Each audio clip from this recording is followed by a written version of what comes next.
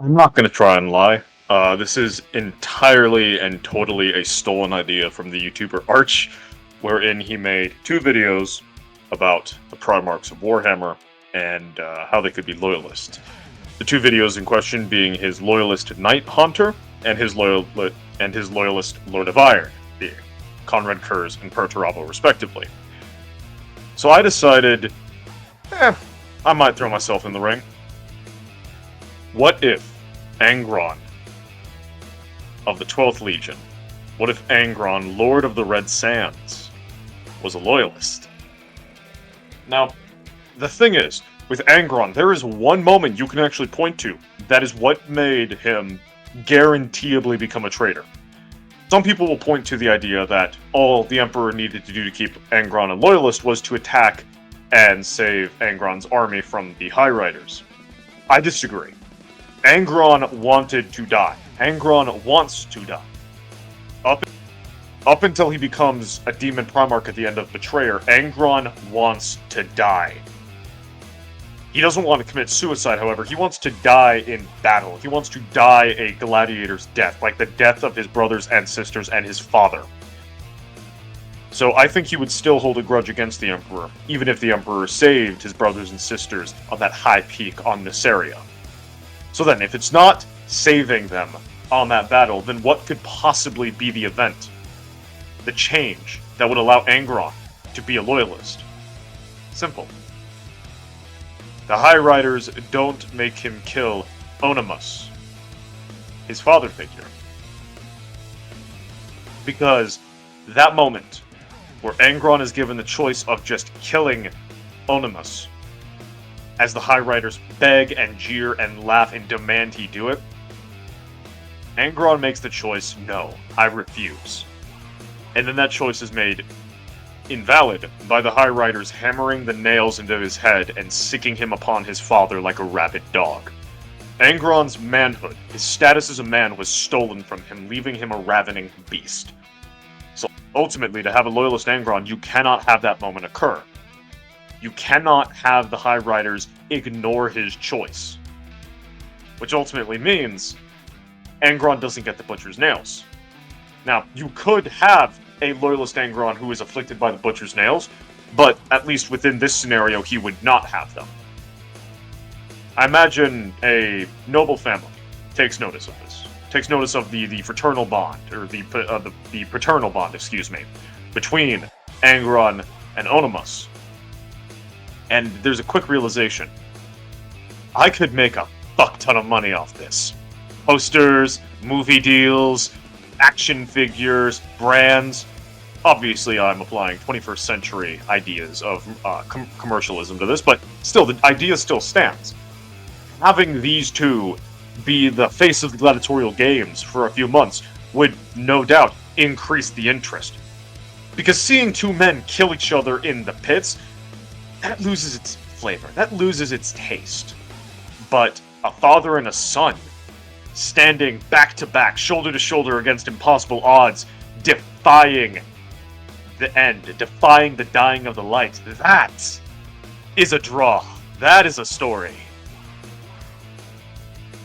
So what I see is this being the case, where a noble effectively buys the life of Onimus and Angron, and creates sort of a mythos around the two. Now, Onimus is an old man. Eventually he gets too slow, a blade slips through the gap, and he does fall. But it's a warrior's death, a gladiator's death, an honorable death. And I don't see Angron holding too much of an account for that, as it is the way of the world. Eventually, Angron has no more value in the pit, for there is nothing that can lay him low.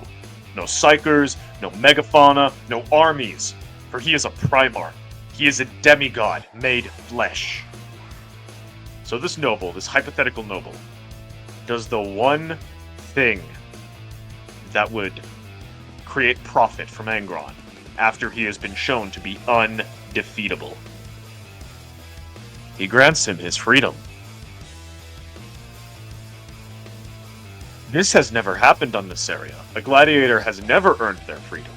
Imagine the hubbub, imagine the hype behind all this. You could now tour Angron around the world, get people to pay to glimpse the man who fought so ferociously to earn his freedom from the pits. Oh, wouldn't that be something? And further, with gladiators knowing that they could win their freedom, they would fight harder, fiercer, better. They would try to entertain the crowds. They would try to earn their freedom, granting a whole new fire to the games. Now we have a free Angron. Arguably free. Most likely he would still require the patronage of a noble, the noble who freed him in question, to live a life. So not free in the 21st century sense, but he would be free from the pits. He would be given a stage and a chance to speak. He would speak of the pits, he would speak of the games, he would speak of the gladiators. Now, I do not see Angron, having been a gladiator himself, loathing the idea of the games, of the fights, of the deaths. But he would have an issue with the meaning of the deaths. He would see an issue with dying solely for the enjoyment of the nobility and to appease the churlish classes so they do not rise up. People would hear him, hear that he is not against the warring and the violence and the killing, but he is against the direction. He has no problem with the pits, but for the glory of the gladiators should they fight, not for the whims of the nobility of the rich. And all would hear him, and for he is a demigod made flesh, for he is a gene-crafted god. His words would strike the souls of all who listened, and the nobles would fear him, for he would be a danger to their power, and they would try to kill him. But like in the pits, they would fail. So, Angron, nailless, with the support of the churls and the support of the gladiators and even the support of the warriors, he would rise up and he would take Nuceria by storm. An Orion Pax and a Megatronus, if you would. Perfectly blended. One part savage, one part orator. You would see a society born of citizen service. A society born of empathy and of brutality. Where your value is determined by your skill at arms, but you are not to prey upon those weaker than yourself, but you are to elevate them in glory and honor, proving yourself in day-to-day deeds, as well as in the pit. And so when the Emperor would come, he would find a world of a Heinlein-esque utopia. To an extent, at least.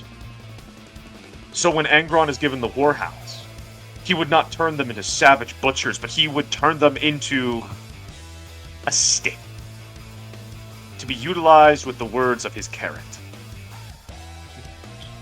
Ultimately, Nuceria would be an amazing recruitment, as the pits would remain a very integral part of their society, as a method of earning glory and respect and prestige.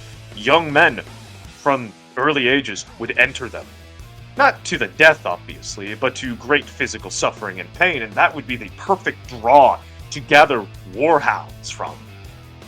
For they themselves love the pit, they love the battle. Now, Angron entering the Grand Crusade. What would that look like? Grand Crusade. Great Crusade. What would that look like? Well, he is an empath. He is an orator. And that does not entirely challenge the ideas of the warhounds. For the way the warhounds wage war is they land upon a planet and they march slowly, determinedly, angrily, but controlled at the opposition. The enemy breaks, charges, or engages in open gunfire with absolute terror, cortisol filling them, making their aim poor, making their reflexes a hair too slow. And then they face the transhuman might of a space marine phalanx, crushing and stabbing and breaking until the enemy routs and the world is taken. I would see Angron utilizing them in a very similar way. Landing upon a world, laying out his legion in parade formation, gleaming helms and firm shields and pointed spears, and he would speak of the benefits of the Imperium, of the benefits of surrender, and of how if you do not, well, look behind him and see what is arrayed as your doom. And this offer would not just be extended to humans, for I do not see Angron as hating the Xenos intrinsically, seeing their potential as hounds at the best, or at the very least, maybe even allies, for he is again an empath. And like Lorgar would have to be taught a lesson in regards to loving religion, I could see the Emperor having to rub Angron's nose in his piss, so to speak, for his love of the alien, for his tolerance of the alien.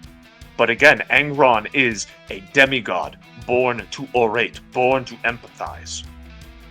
You could see him convincing the Emperor that your words have merit, the alien may be insidious and a threat, but should we not give them a chance, Father? Should we not show them mercy? Not to the Drukhari, for they are feral, and not to the Orcs, for they are undiplomatic at best, but for these ones which have shown nothing more than a desire to live. If what we must do is trap them to their system, to their world, and extract tithe from them for their mere existence, is that not better than exterminating them, Father? And on the borders of Ultramar would be Luceria. An empire built through diplomacy, not just conquest, where Angron's words yield to him worlds that have been untouched by the ravages of a Legionis Astartes assault. And so when the Horus Heresy would strike, the Imperium Secundus would be twice the size, and the Horus Heresy itself would be less 1 legion. 8 instead of 10. 8 verse 10. 9 on 9. Oh, what would that do in the Galaxy of Flames, I wonder?